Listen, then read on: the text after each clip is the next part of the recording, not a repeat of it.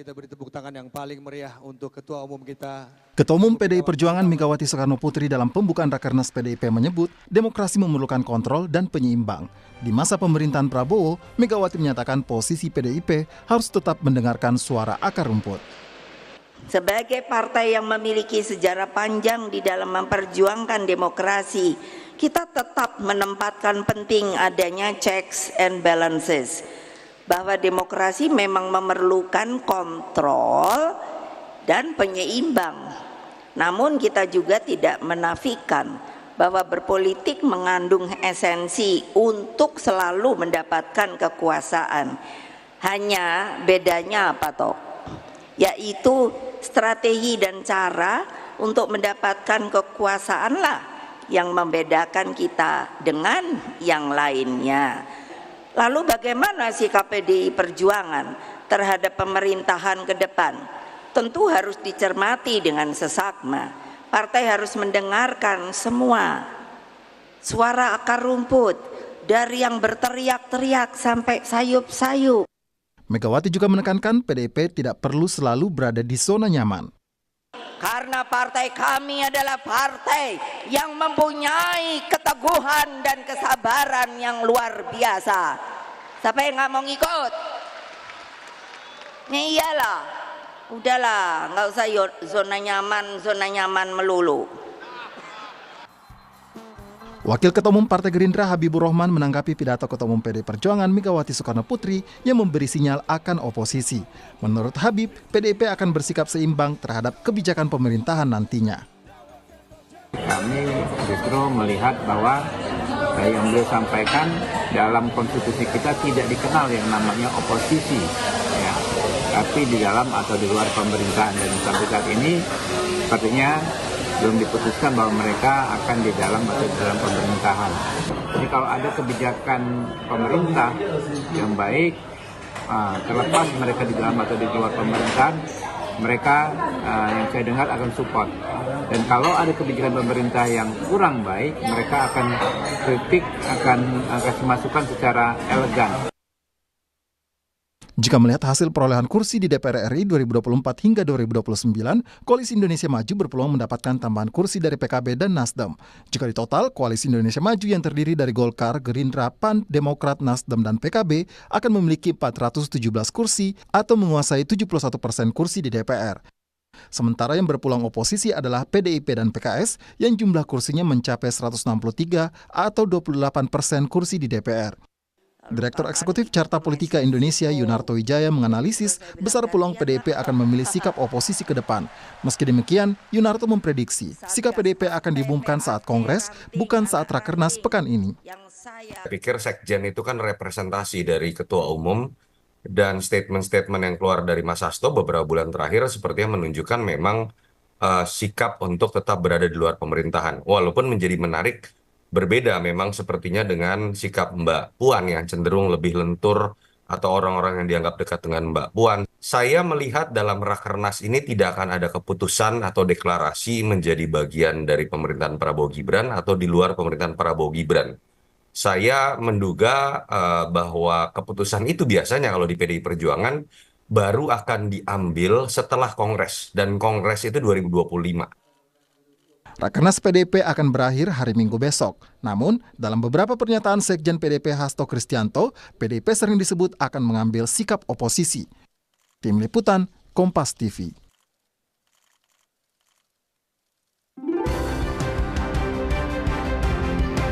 Ketua Umum PDI Perjuangan sudah memberikan sinyal oposisi apakah ke depan akan berkoalisi atau justru berani oposisi.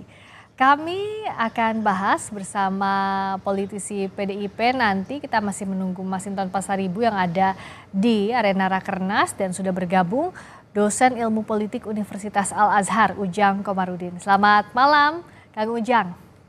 Selamat malam, Mbak Priska. Kalau dari pernyataannya Bu Mega, walaupun belum tegas dinyatakan di arena Rakernas, kayaknya sih kodenya sudah cukup jelas atau bahkan sangat jelas ke arah di luar pemerintahan, begitu Kang Ujang? Iya, bukan lagi samar-samar ya, bukan lagi sayup-sayup. Ini indikasi tanda-tanda gitu ya, apa namanya, pernyataan yang sangat jelas, sangat clear bahwa kelihatannya PDIP ke depan gitu ya akan ada di luar pemerintahan, dan itu sangat bagus, sangat prinsipil. Kenapa? Kalau PDIP-nya masuk pemerintahan Prabowo Gibran, maka ya tidak akan menyisakan apa katakanlah ya partai di luar pemerintahan, atau tidak ada katakanlah bahasa lain ya oposisi begitu, dan itu tidak sehat bagi demokrasi. Demokrasi itu membutuhkan instrumen apa partai-partai di luar pemerintahan itu, dan PDI punya kemampuan untuk menjadi partai oposisi yang kuat dan tangguh. Sering saya katakan bahkan di Kompas TV ya, bahwa pemerintahan Prabowo Gibran harus kuat. Tetapi di saat yang sama kita juga membutuhkan oposisi yang kuat dan tangguh. Oleh karena itu ketika kita bicara soal kalkulasi tadi apa namanya dalam narasi Kompas TV malam ini, yang katakanlah kalau digabung koalisi Indonesia Maju pasca masuknya PKB dengan Nasdem 71%, maka itu sangat kuat pemerintahan Prabowo Gibran. Oleh karena itu membutuhkan juga katakanlah oposisi yang kuat. Nah, PDIP ini ketika menjadi oposisi, katakanlah ketika Orde Baru lah ya, masih PDI, lalu ketika masa pemerintahan Pak SBY, itu sangat lincah, sangat kritis, sangat berani gitu loh. Dan itu juga hasilnya bagus. Hasilnya apa? Selama 10 tahun menjadi oposisi di zaman SBY, maka pemilu berikutnya memenangkan kontestasi pemilu.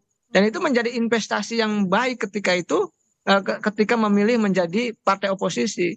Dan saya meyakini karena banyak pertimbangan dan masukan-masukan dari akar rumput, tadi Ibu Megawati katakan, saya melihat potensi menjadi oposisi itu lebih besar dibandingkan harus masuk ke koalisi Prabowo Gibran. Kang Ujang bicara soal tadi masukan dari akar rumput, tampaknya suasana kebatinan di Rakernas ini sudah mengarah ke sana di luar pemerintahan. Apakah jadi latar belakang utamanya bukan semata-mata karena PDIP bukan pemenang Pilpres meskipun pemenang Pileg, tapi karena ada hubungan yang semakin ketara renggangnya dengan Pak Presiden Jokowi. Karena bahkan saat ditanyakan oleh Bu Mega, siapa yang bertanggung jawab, siapa yang salah dengan kondisi MK saat ini? Kader meneriakan nama Pak Jokowi. Apa yang Kang Ujang baca dari hal ini? Karena berkali-kali bahkan kritik itu disampaikan.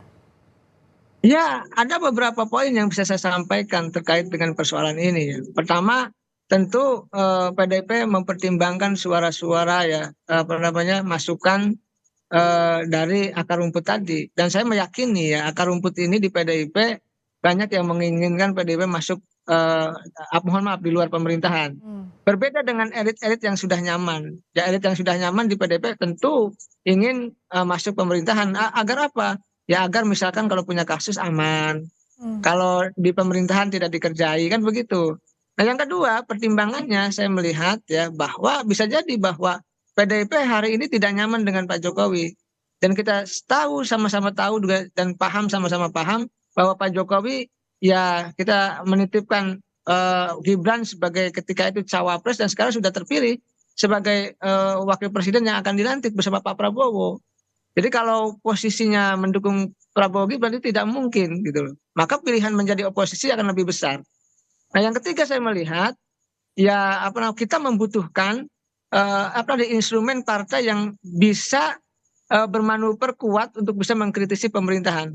Kalau bahasa Ibu Megawati harus ada check and balances. Nah, PDIP ini saya meyakini ya kalau posisinya di oposisi itu lebih kuat dan lebih tangguh dan lebih gahar gitu loh. Kalau kata anak muda lebih menyala dibandingkan harus masuk ke pemerintahan. Nah, kalau masuk pemerintahan itu nanti tentu tadi akar rumput akan kecewa gitu ya. Publik juga melihat bahwa kok PDIP tidak konsisten, kenapa mendukung di situ ada Gibran gitu kan. Itu kan menjadi persoalan sendiri bagi PDIP. Oleh karena itu untuk jangka panjang politik PDIP saya meyakini ya pilihan menjadi oposisi saat ini ya tepat bagi PDIP. Tapi belum tentu sikap ini akan dinyatakan secara tegas besok. Kang Ujang melihat kemungkinan demikian karena bisa saja itu disampaikan atau biasanya juga sikap politik itu disampaikan setelah Kongres. Nah, potensinya berapa besar kalau Kang Ujang melihatnya? Ya, saya sepakat. Saya tidak yakin kalau akan diumumkan esok begitu. Saya meyakini bahwa nanti, karena begini, dalam konteks politik pelantikan Pak Prabowo pun masih sekitar kurang lebih ya 5 bulan gitu. Nah, dalam konteks itu juga kalau diumumkan sekarang tidak ada ruang nanti untuk bisa berkomunikasi atau bernegosiasi ya katakanlah elit-elit PDIP dengan kelompok pemerintah. Ini kan dalam politik itu kan berjalan, walaupun Betul. pilihannya nanti menjadi oposisi, tetapi kan ruang negosiasi, ruang kompromi, ruang komunikasi itu pasti akan dibangun. Saya melihat begini, Mbak Priska, kita tahu juga bahwa di masa SBY Oke, itu PDIP menjadi oposisi, tapi jangan lupa juga baik. bahwa almarhum Pak Taufik Kemas itu menjadi ketua MPR RI, Ya. yang itu direstui juga oleh Pak SBY, Oke. padahal kita tahu oposisi. Nah, jangan-jangan ini juga sama bahwa PDIP beroposisi, tapi Mbak Puan aman menjadi ketua DPR kan begitu? Kan Oke. itu sama-sama. Kita akan tanyakan ini juga ya Kang Ujang, bagaimana potensinya kepada politisi PDI Perjuangan. Ada Bang Masinton Pasaribu yang bergabung di arena Rakernas kelima PDI Perjuangan. Bang Masinton, malam. Malam Bang Masinton, dengan Friska di sini. Ada juga Kang Ujang Komarudin. Malam Bang Masinton, sehat selalu. Ya, malam Mbak Priska, Pak Ujang. Nah, Bang Masinton, kalau bicara soal apa sikap politik PDIP pasti nggak mungkin dijawab sekarang sama Bang Masinton, nggak mungkin mendahului Ibu Ketum. Tapi bicara soal suasana kebatinan, pernyataannya Bu Megawati, kayaknya arah-arahnya udah di luar pemerintahan ya kalau dibaca, Bang Masinton.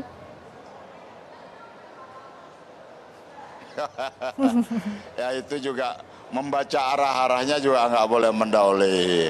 Artinya begini, bahwa ini kan sikap politik sedang hari ini sedang dibahas. Ini kita secara maraton membahas sikap politik, program kerakyatan, kemudian juga komisi yang menyangkut tentang persiapan pilkada. Nah, besok itu akan dibacakan sikap politik. Tapi yang perlu beberapa yang kita garis bawahi ya, bahwa demokrasi kita ini kan berjalan dalam apalagi dengan momentum pemilu kemarin ya, kita ingin menjaga demokrasi dan kedaulatan rakyat ini benar-benar berjalan sesuai dengan esensi dari demokrasi itu sendiri, di mana rakyat menentukan masa depan, pimpinannya, dan lain-lain.